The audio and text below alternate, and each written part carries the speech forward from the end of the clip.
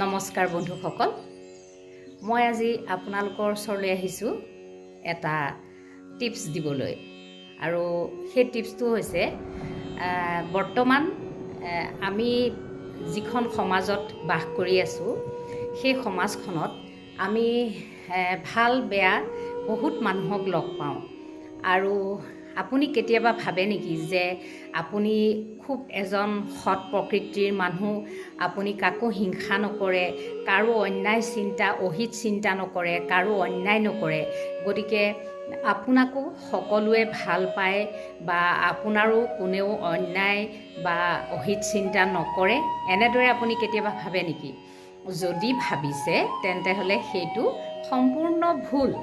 কাৰণ এই পৃথিৱীখনত এনেকুৱা কিছুমান মানুহ আছে যিসকল মানুহক আপুনি লগতে থাকিলেও কিন্তু বুজিব নোৱাৰে। আৰু আপুনি যিমান ভাল কাম নকৰক কিয়, আপুনি হাজাৰটা ভাল কাম কৰক, আপুনি সৎ পথত থাকক, কাৰো আপুনি বেয়া চিন্তা নকৰক, কিন্তু তথাপিতো আপোনাক মানুহে বেয়া বুলি ক'বই বা আপোনাৰ এগেইনষ্টত কিবা বেয়া কথা ভাবিবই। গতিকে আপুনি সকলো সময়তে সাজু হৈ থাকিব লাগিব। আৰু মই সেইটোকে কওঁ যে কেতিয়াবা এনেকুৱা হয়, আপোনালোকৰো নিশ্চয় হয়, যে সমাজতেই হওক বা নিজৰ ঘৰতেই হওক, কেতিয়াবা কোনোবা মানুহৰ কিছুমান কথাই আমাক এনেকুৱা ধৰণে আঘাত কৰে যে আমি সেই কথাটো কেতিয়াও পাহৰিব নোৱাৰোঁ। আমি যেনিয়ে যাওঁ আমাক সেই কথাটোৱে আমনি কৰি থাকে। আমাৰ বাৰে বাৰে সেই কথাটো মনলৈ আহি থাকে যে সেই মানুহজনে মোক কিয় এনেকৈ কৈছিলে, মোৰ কি দোষ আছিলে, মই কিয় এই কথা শুনিবলগীয়া হ'ল। এনেকৈ ভাবোঁতে এটা সময়ত আপুনি মানসিকভাৱে বহুত ডিষ্টাৰ্বড হৈ পৰে। আৰু কি হয়গৈ, শেষত আপুনি কোনো কামত মন বহাব নোৱাৰা হয়, আপোনাৰ খোৱা বোৱা কমি যায়, টোপনি কমি যায়, বাৰে বাৰে খালি এটা কথাই মনত আহি থাকে যে সেইদিনা সেই কথাটো মোক কিয় তেনেকৈ ক'লে। সেই তেনেকুৱা যেতিয়া ছিটুৱেশ্যন এটা আহে, আমি কি কৰা উচিত, মই আপোনালোকক সেই কথাটোকে এতিয়া ক'বলৈ লৈছোঁ। আমাৰ মনটোক কোনে চলায়? আমি চলাওঁ, নহয়নে?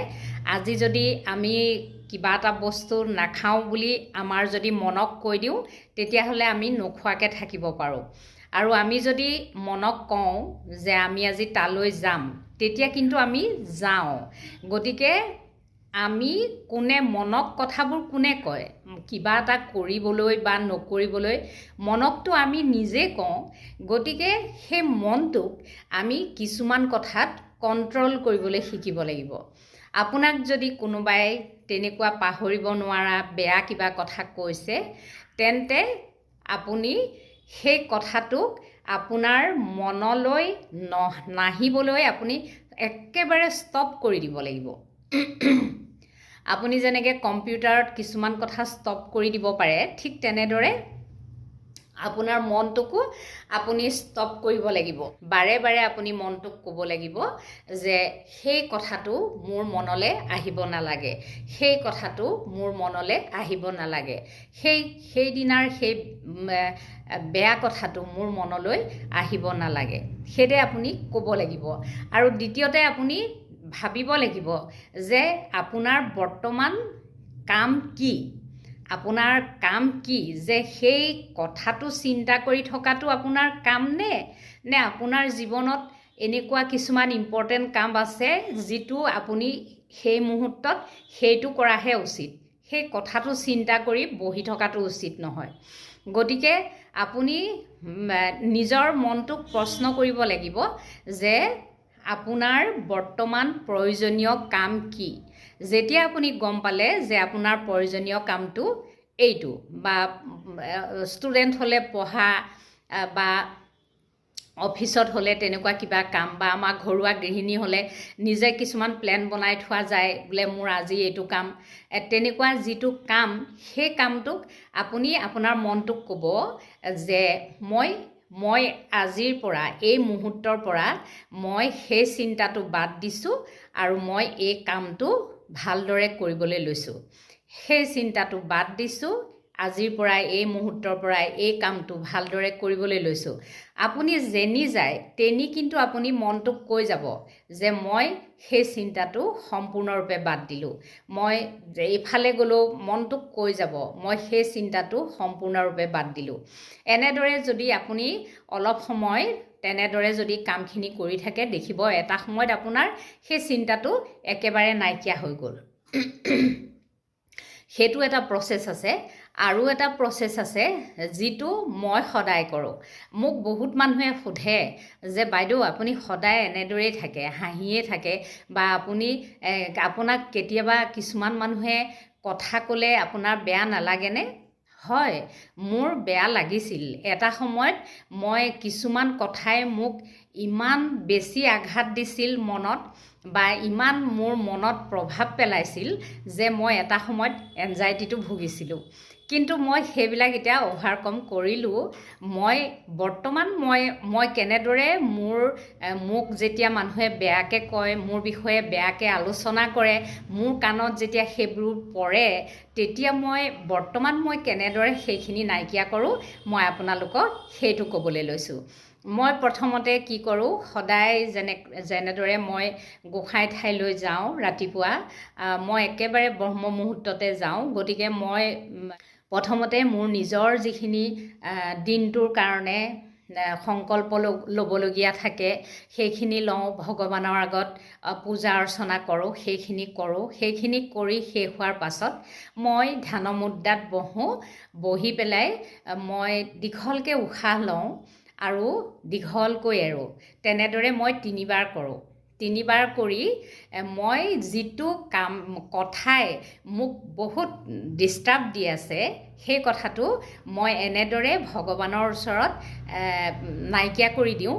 মই এনেদৰে কওঁ, হে প্ৰভু, মই তোমাৰ ওচৰতে এতিয়া আজি এইকেইদিন মোক ডিষ্টাৰ্ব দি থকা এই কথাটো এই মুহূৰ্তৰ পৰা তোমাৰ ওচৰতে মোৰ মনৰ পৰা আঁতৰ কৰিলোঁ।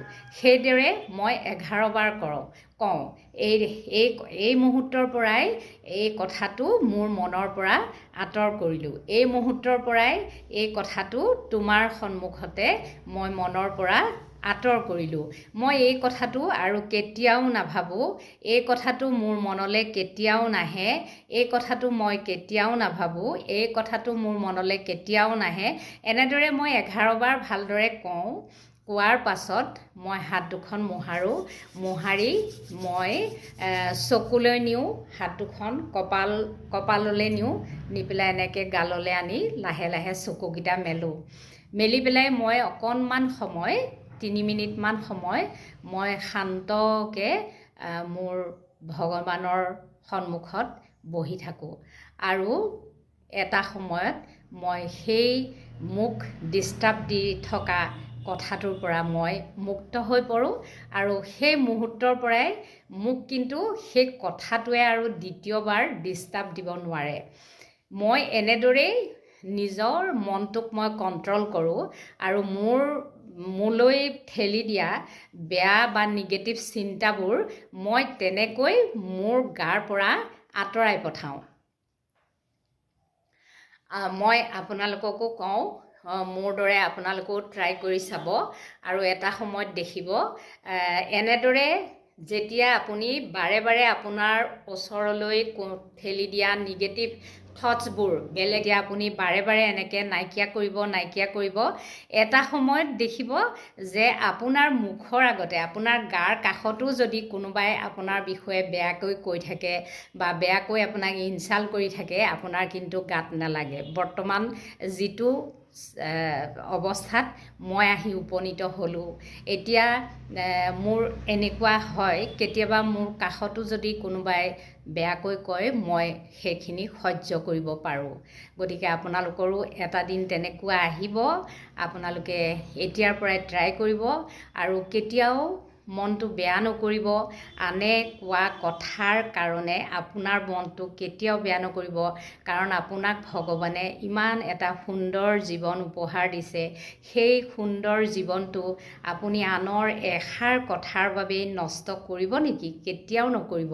গতিকে আহক আমি সকলোৱে এনেদৰেই নিজৰ মনবোৰ ভাল কৰি ৰাখোঁ, নিজকে নিৰোগী কৰি ৰাখোঁ আৰু আমি আমাৰ নিজৰ কৰ্মত আগুৱাই যাওঁ। ধন্যবাদ।